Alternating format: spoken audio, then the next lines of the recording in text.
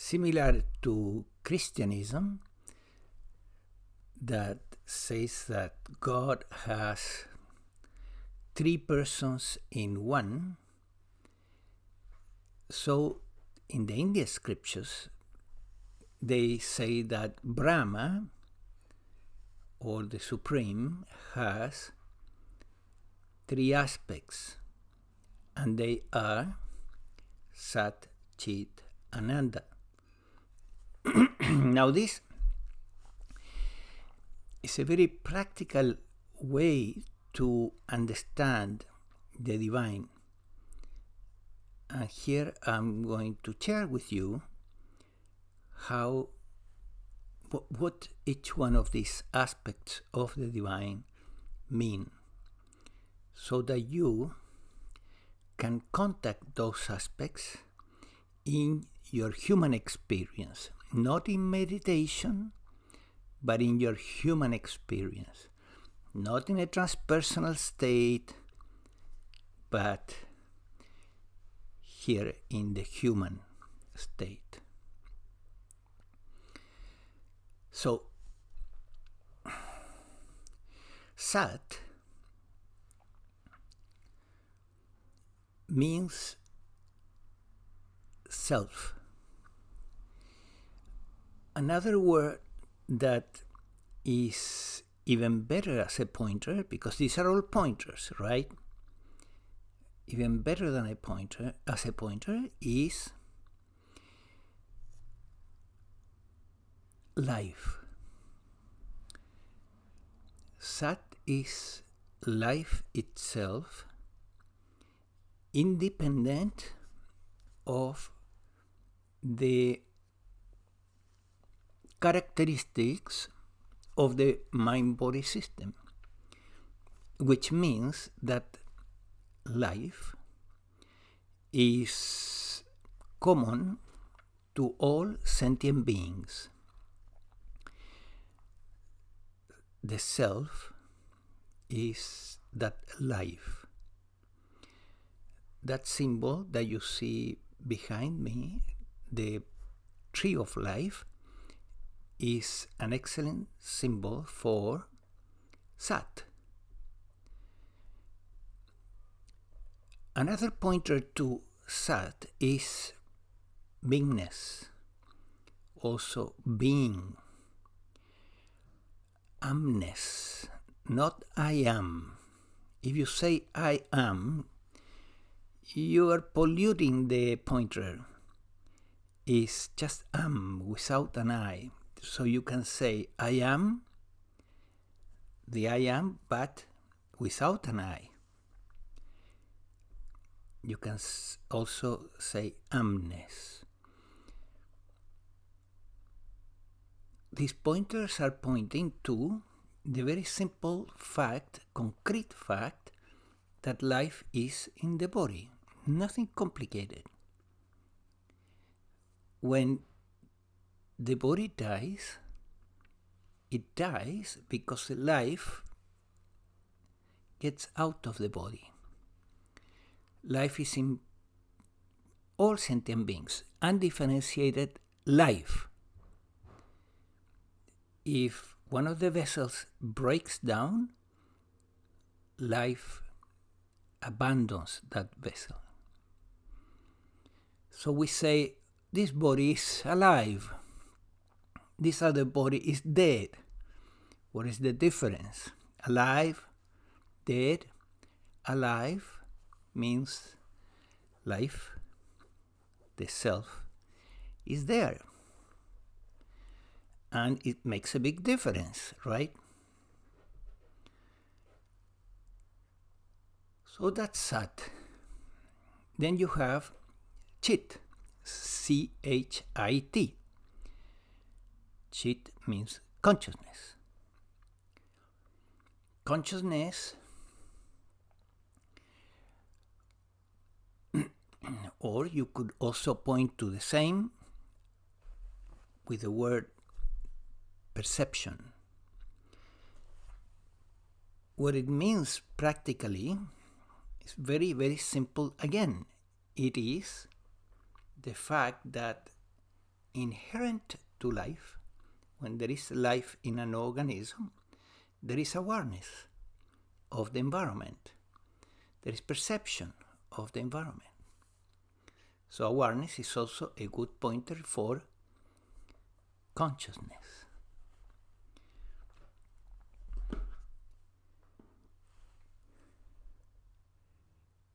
Life and consciousness are one. They are not two things, but these are two aspects. You can say that as consciousness withdraws into itself, it withdraws into Sat in meditation. In the human experience, consciousness is more expanded, is perceiving through the senses. In meditation, we want to shut off the senses, the thinking and so on, so that consciousness can withdraw back to the self, back to beingness. In deep sleep, you have a similar situation. Consciousness has withdrawn back to beingness. Not entirely. It's not that consciousness has disappeared, because if somebody checks your legs, you wake up. So, as long as the organism is here,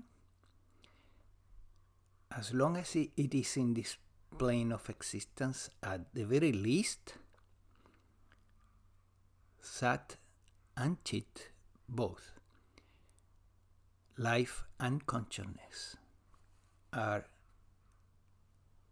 present day and night, constantly, permanently.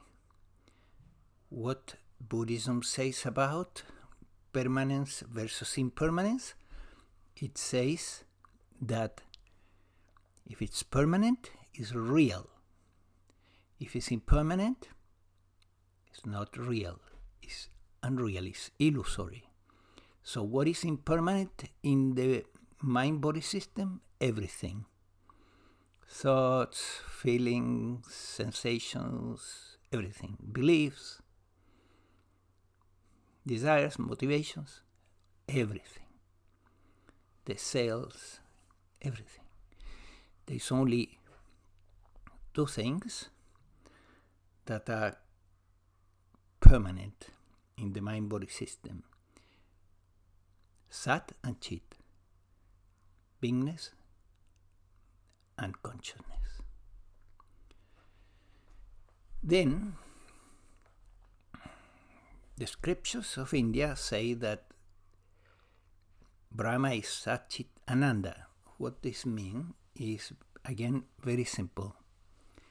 Inherent to Sat and Chit, your true nature, our true nature, inherent is the sense of being complete.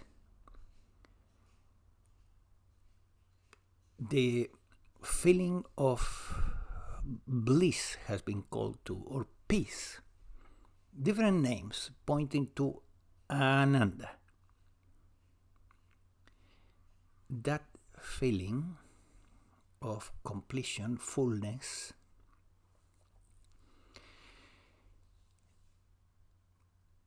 is beautiful. It is happiness itself. You feel that nothing is missing. Nothing. When do you feel that? When Ananda arises? It arises when you bring attention to Sat and Chit, to beingness or to consciousness. As you bring attention to the sense of being,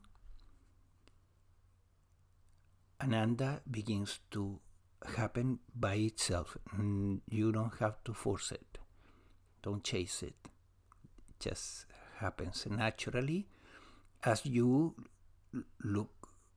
give attention to true nature, to your true nature, which is not it is just true nature. What does it mean to give attention to true nature? For example, it means closing your eyes and bringing the attention to the sense of beingness, of being. And you can use a pointer like life here. And you attempt to reconnect with life here, giving attention to life itself. Or you can say pure consciousness, and you give attention to pure consciousness, the perceiving of the environment instead of the objects. In this reconnection, so to speak, Ananda arises.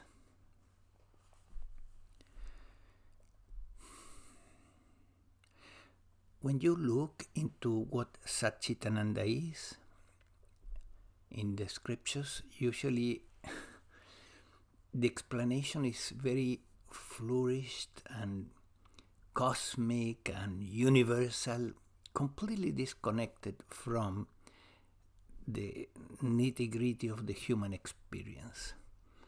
And that's what Advaita does. Advaita brings these lofty terms that feel unreachable down to earth, down to the human experience, so that now you can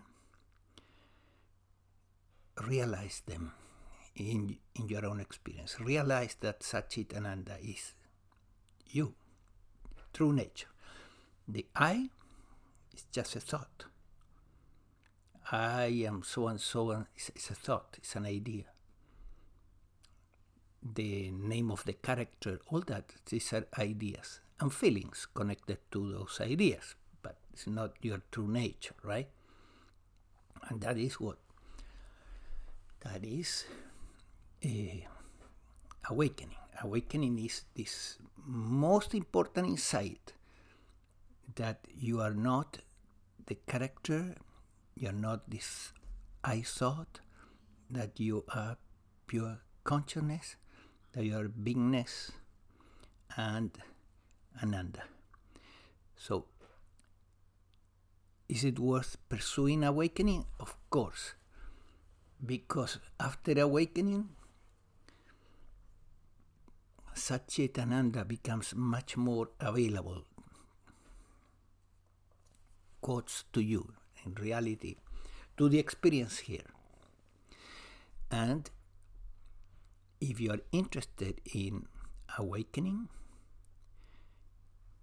which I would recommend that you really look for it, because it will make a tremendous difference in your spiritual life. It's not the end, but it will make an immense difference in your life, and especially in your spiritual life. So if you are interested in awakening, I leave you a link at the end of the description of this video. And also I leave you there my email in case you want to contact me directly. Have a good one.